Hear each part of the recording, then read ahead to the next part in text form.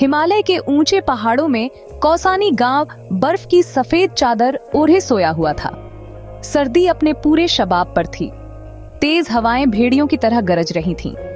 धूप बस एक धुंधली याद बनकर रह गई थी। गांव वाले अपने अपने घरों में दुबके हुए थे। वे इस बेरहम ठंड से पनाह मांग रहे थे। अम्मा, एक बुजुर्ग महिला जिनकी आंखों में दया और चेहरे पर एक प्यारी सी मुस्कान थी, अपने जीवन के अंतिम पड़ाव पर थीं। अपनी छोटी सी झोपड़ी में ठिठुर रही थीं। यह झोपड़ी अब अकेलेपन और ठंड का प्रतीक बन गई थी। उनका कमजोर शरीर ठंड को और भी तेजी से महसूस कर रहा था। हर हड्डी में ठंड की चुभन महसूस हो रही थी। उनकी आखिरी लकड़ी भी खत्म होने को आई थी। ये लकड़ी ही उनकी एकमात्र उम्मीद थी। आग की लपटें अब सिर्फ राख में बदल रही थीं। हर पल के साथ ठंड उनकी हड्डियों में और गहराई तक समाती जा रही थी। अम्मा जानती थीं कि उन्हें और लकड़ी चाहिए, लेकिन उनका बूढ़ा शरीर उन्हें इस मौसम में बाहर जाने की इजाजत नहीं दे रहा था। अर्जुन, जो गांव का एक जवान लड़का था, ने अम्मा की चिमनी से धुएं का एक पतला सा धागा उठते देखा। वह जानता था कि अम्मा अकेली रहती हैं और गर्माहट और खाना पकाने के लिए अपनी लकड़ी पर निर्भर हैं। उसके ऊपर चिंता की लहर दौड़ गई। वह एक और सर्दी को अपने किसी अपने को ले जाते हुए नहीं देख सकता था।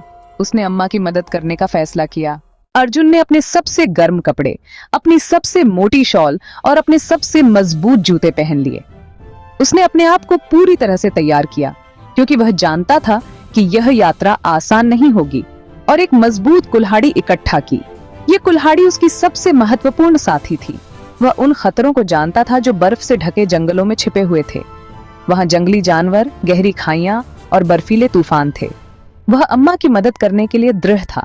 उसकी माँ बीमार थी और उसे दवाइयों की जरूरत थी। वह उस अंधी बर्फबारी में निकल पड़ा। हर कदम के साथ बर्फ और भी गहरी होती जा रही थी। हवा उसके चेहरे पर चाबुक की तरह चल रही थी, जिससे उसकी त्वचा सुन्न हो गई थी। घुटनों तक गहरी बर्फ में हर कदम एक संघर्ष था, लेकिन अर्जुन आगे बढ़ता रहा। उसका दिल दृढ़ निश्चय से धड़क रहा था। उसकी आंखों में एक चमक थी। उसने एक गिरे हुए पेड़ को काट डाला ताकि वह आगे बढ़ सके।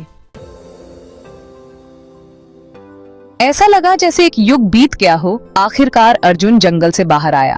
उसकी बाहों में लकड़ियां भरी हुई थीं, लेकिन उसका दिल भरा हुआ था। वह अम्मा की झोपड़ी की ओर चल पड़ा। लकड़ी का वजन अचानक हल्का लगने लगा। वह उम्मीद उठा रहा था। अर्जुन अम्मा की झोपड़ी पर पहुंचा और दरवाजा खटखटाया। उसने दरवाजा खोला और अम्मा को बुझते हुए अंगारों के पास देखा। उसने समय बर्बाद नहीं किया। आग को फिर से जलाया। जल्द ही झोपड़ी में गर्मी फैल गई। अम्मा की आंखों में आंसू आ गए, क्योंकि वह आग की लपटों को नाचते हुए देख रही थी। उसने अर्जुन को देखा। उसकी आंखों में एक गहरी कृतज्ञता थी। धन्यवाद बेटा, उसने फुसफुसाते हुए कहा। उसकी आवाज भावना से भरी हुई थी। यह केवल शब्द नहीं थे, बल्कि उन शब्दों के पीछे की भावना थी जिसने अर्जुन को छू लिया। अर्जुन ने भी मुस्कुराते हुए जवाब दिया। उसने महसूस किया कि उसने कुछ ऐसा किया है जो हमेशा याद रखा जाएगा। उसके दिल को अम्मा के शब्दों ने गर्म कर दिया था। यह एक ऐसा एहसास था जो शब्दों से परे था। यह मानवीय संबंध की गर्मी थी जो दिलों को जोड़ती है और आत्माओं को सुकून देती है। कठोर सर्दी के बीच बना एक बंधन। यह बंधन केवल सर्दी से नहीं, बल्कि दिलों की गर्मी से बना था, जो हमेशा के लिए रहेगा। कड़ाके की सर्दी ने कौसानी को अपनी चपेट में लेना जारी रखा। फिर भी अम्मा की झोपड़ी के अंदर गर्मी थी, कृतज्ञता थी। अर्जुन की दयालुता ने सभी को एकता की ताकत की याद दिला दी। हिमालय ऊंचा खड़ा था, लचीलापन का एक स्थायी प्रतीक।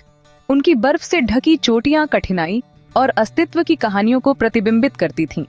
मानव हृदय की अदम्य भावना की कहानियों को फुसफुसाते थे। ठंड, कठोर सर्दी के बीच गर्मी की एक चमक भड़क उठी थी। दयालुता का यह छोटा सा कार्य आशा की किरण के रूप में कार्य करता था। मानवता सबसे ज्यादा चमकती है।